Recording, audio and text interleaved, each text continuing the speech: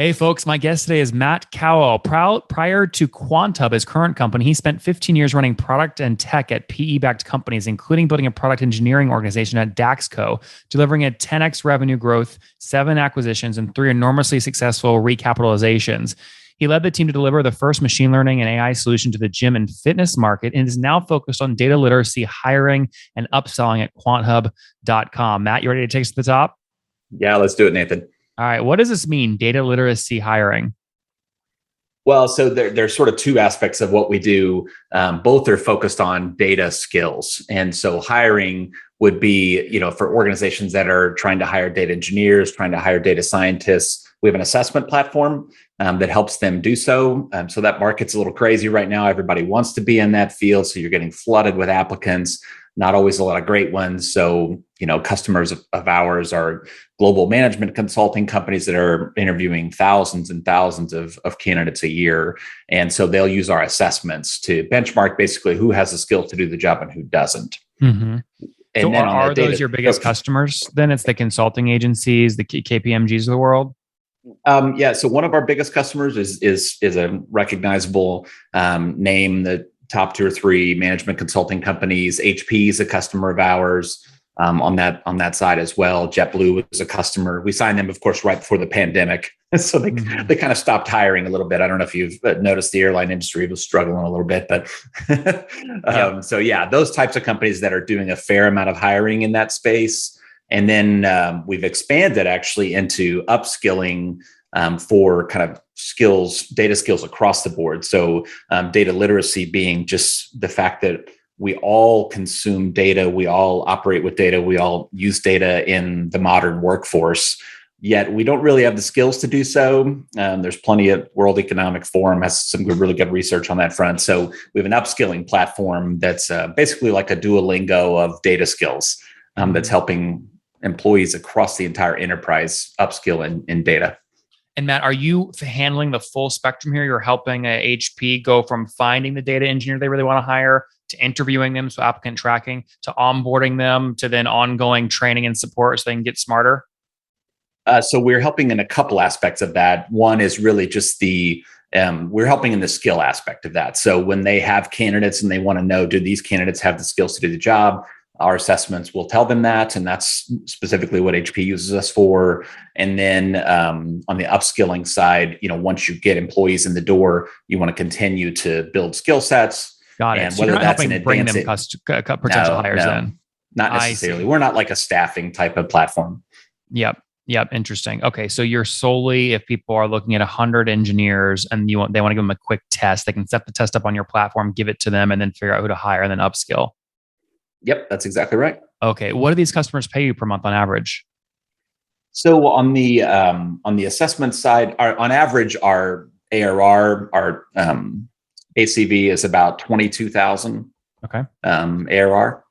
Yep. And so we have different pricing models depending on the product. We'll charge sort of on a per assessment basis on the hiring side, and then more of a per employee per month on the upskilling side. And what's the backstory here? We got little bit of it in the bio, but when did you launch the company? So we actually are an offshoot of an AI consulting company out of the Southeast, Birmingham, Alabama, and Atlanta, Georgia. And that company, was struggling with hiring like most companies are. And so decided to, didn't see anything out there that was really good at, there are a lot of programming assessment platforms, but not a lot of great platforms to assess the conceptual skills required in data. And so we built that and then ended up spinning it out into a separate company, which really became Quanthub. So when was that? What year did you spin it out? 2018, April of 2018 was. And how much revenue was the agency doing before you decided to shut that down and spin out this new SaaS product?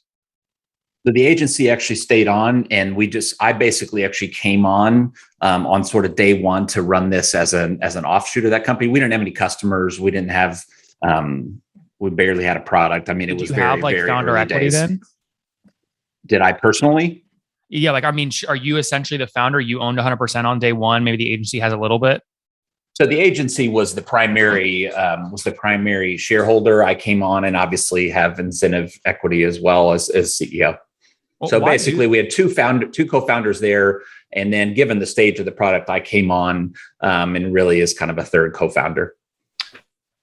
Sorry, I'm confused. So the agency and who were the two co-founders?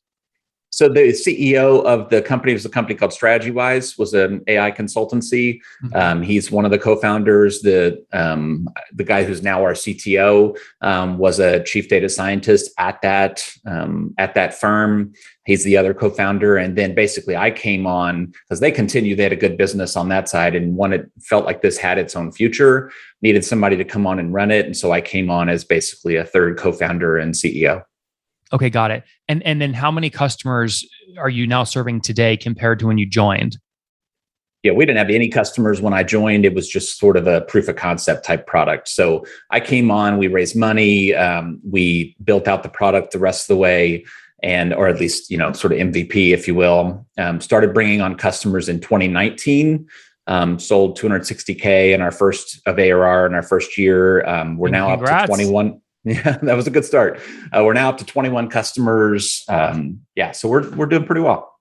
Got it. So 2019 was about $250,000 in sales. You now have 21 customers. Are they all paying about $2,000 a month? That's the average ACV. It's really pretty lumpy. So we're starting now to sell. It's almost exclusively to enterprises. And so we have some 6-figure deals and well into the 6 figures, and then we have some $4,000 deals. So we're a little bit all over the place. But the average is $2,000. Yeah, that's the times average. 21. That would put you at about $42,000 a month right now in revenue. Yeah, we're at 450K in ARR. That's great, and it sounds like that's almost doubled from where you were about a year. Well, no, maybe a little bit less. Where were you a year ago? A year ago, so we went into 2020 at 260K. So we sold about 260 in or exactly 260 in our first year, and then over the last year and a half, have gotten up to 450. We've since the hiring side slowed down a little bit last year. What did you finish 2020 with though in terms of ARR run rate? 2020 we finished at just about 400. 400. Okay, got it. So, I guess, look, so this is a fair question then I think. Why have you only added 50 grand in new ARR in the past 8 months? Yeah, so we actually were expanding into, like any startup, we're looking at opportunities and trying to see where we think we fit the best and where we're differentiated and where the market's headed. And we made a decision about 10 months ago that we felt like upskilling was actually a big part of our future in addition to the hiring side. And so we focused a pretty good amount of our business on upskilling and specifically in data literacy, where, this is sort of the next gen of the workforce has to have data skills. It's almost like in the 90s when computers came out, we just all of a sudden couldn't work without computer skills. We're getting to that point with data skills as well. We're not quite there yet, but data literacy is a big movement. And we have a really unique approach to that. And so we've, to a degree, shifted towards that. And that problem exists in enterprises and really exclusively almost in enterprises. And so we started selling that late last year and really had kind of a V1 product in January of this year. And so, it just takes a little time to get enterprises up and going. And so we just started a pilot with Dell in Singapore. We've got a company called Axiata, who's a big Malaysian Verizon-like company, $37 billion company out of Malaysia. They just started the other day. So our target is $1 million in ARR by the end of the year. Okay. So you think you can get up to 80 grand a month in the next 3 months? Absolutely. Okay. And tell me a little bit more about how you've chosen to capitalize the business. So you mentioned a raise. How much did you raise and when? Yeah, we raised a note round early on in our existence in July of 18. That was a 1.25 million. And we've since raised just shy of another 2 million. Okay. And that was priced round. When was that? What year? That actually was during 2020, basically closed at the end of the year. Okay, got it. So 2 million raised in 2020, priced round. What valuation did you raise at? Yeah, we raised it an $8 million pre. Was that right? Feel fair? Yeah, I think so. I think look at the market size, look at the traction that we've gotten, the types of brands that we brought on. Yeah, I think so. Mm-hmm. Yeah, what is that? What multiple is that? This is a 20x multiple on 400 grand of AR. That's not bad. Oh, Yeah. I think at our stage, multiples are a little, a little hard to go by multiples at this number and this scale. But yeah, I think it's still fair. Yep. No. Obviously, a lot of it is story. I guess the only part of the story that doesn't make sense to me is why a guy like you with your background would. I mean, you're basically starting from ground zero, but you don't have equity like a founder has equity because you were like the third co-founder essentially coming in, unless they gave you like 70%, which I don't think they did. So why not just go start your own thing? Why did you decide to join us instead? Well, I mean, I hadn't been in this type of role quite this early stage. So my background was more kind of CTO type role of a more of a growth oriented SaaS business, still SMB, but kind of went into that company at about 6 million in ARR, and we, ended up at 80 plus by the time I left. And so that was kind of more the scale. And I like being close to the problem. And so I wanted to get into something early stage. And these guys actually, I was networking when I was trying to figure out something earlier stage to do next. And, I really like the people that were starting this. I felt like it was a huge market, really interesting. And, I was in a position where, I think I could have gone for more equity, but instead I chose some cash compensation, just kind of stage of life, risk profile, that type of thing. And so, everybody's got to make their own decision. Do you want to be highly leveraged, or do you want to blend? And so for me, a blend of some, cash compensation and reasonable equity that has some upside is kind of what I was looking for. Did they get you more or less than 10% equity? Yeah, I don't want to speak to exactly the equity, but I mean, I think it's fair. Mm-hmm. Okay, got it. What's team size today? How many people? We're at 10, and we leverage contractors as well, but 10 kind of core team members. How many engineers? We actually have 4 engineers on the team. Do you still code? It's been a little while since I've coded. I will say that I'm more involved in the database type of stuff now, because that's the stuff that I'm still decent at.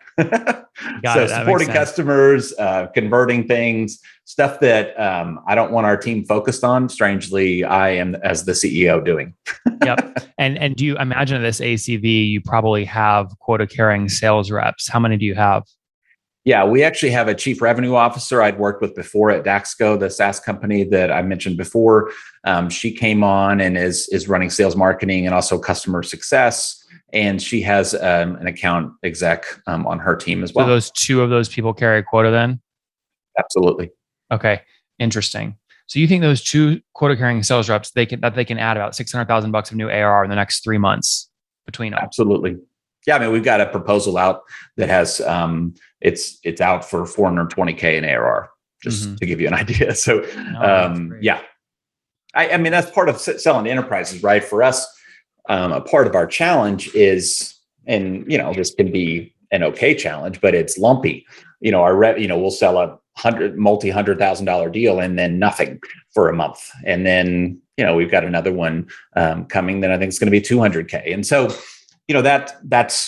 it's not as steady as some SaaS businesses that are selling to SMBs. They're selling individual licenses. They're $50 a month, but they're selling 1,000 of those. We're just a completely different model. Yep. No, makes sense. Let's wrap up here, Matt, with the famous 5. Number 1, what's your favorite book? My favorite book is my favorite workbook is Monetizing Innovation. Number 2, is there a CEO you're following or studying? No, not really. Number 3, what's your favorite online tool for building the business? For building the business, I mean, personally, I like Trello. I think it's super flexible. It allows us to stay nimble and change things and adapt, and it's very lightweight. So I like lightweight. Number 4, how many hours of sleep do you get every night? Probably about 7 hours. 7. And what's your situation? Married, single, kiddos? Yeah, married. I'm 47, almost 48. My son is 20 at University of Illinois, and my daughter is 18. Very as a senior in high school. It's crazy. 2 kiddos. That's great. Take us home. Last question. Something you wish you knew when you were 20. I've thought about it a lot. I have no regrets. When I was 20, I wasn't doing this at all. I was a chemist at Procter & Gamble, and not knowing that I wanted to do technology. So I went back to school and got a master's in chemical engineering and started working at Accenture. And so found my way into tech. But So I would like to know that I was more interested in that, but I'm afraid it would have changed my course and I wouldn't change anything. Guys, there you have it. Quanthub got going in 2018 as an agency spin out. They're now serving 21 customers. These are customers like HP and others that are looking for data engineers to hire. Quanthub helps them understand which engineers can pass the tests or challenges they set up, and then also help upskill those employees once they are hired full time. They raised a $2 million seed round at the end of mid last year at an $8 million valuation. Team of 10 now, looking to scale and break $1 million in terms of run rate by the end of 2021 here. We're rooting for you, Matt. Thanks for taking us to the top. Yeah, thanks, Nathan. Appreciate it. One more thing before you go. We have a brand new show every Thursday at 1 p.m. Central. It's called Shark Tank for SaaS. We call it Deal or Bust. One founder comes on, 3 hungry buyers, they try and do a deal live, and the founder shares back-end dashboards, their expenses, their revenue, ARPU, CAC, LTV, you name it, they share it. And the buyers try and make a deal live. It is fun to watch every Thursday, 1 p.m. Central. Additionally, remember, these recorded founder interviews go live. We release them here on YouTube every day at 2 p.m. Central. To make sure you don't miss any of that, make sure you click the subscribe button below here on YouTube, the big red button, and then click the little bell notification to make sure you get notifications when we do go live. I wouldn't want you to miss breaking news in the SaaS world, whether it's an acquisition, a big fundraise, a big sale, a big profitability statement, or something else. I don't want you to miss it. Additionally, if you want to take this conversation deeper and further, we have by far the largest private Slack community for B2B SaaS founders. You want to get in there. We've probably talked about your tool if you're running a company or your firm if you're investing. You can go in there and quickly search and see what people are saying. Sign up for that at nathanlatka.com/Slack. In the meantime, I'm hanging out with you here on YouTube. I'll be in the comments for the next 30 minutes. Feel free to let me know what you thought about this episode. And if you enjoyed it, click the thumbs up. We get a lot of haters that are mad at how aggressive I am on these shows, but I do it so that we can all learn. We have to counter those people. We got to push them away. Click the thumbs up below to counter them and know that I appreciate your guys' support. All right, I'll be in the comments. See ya.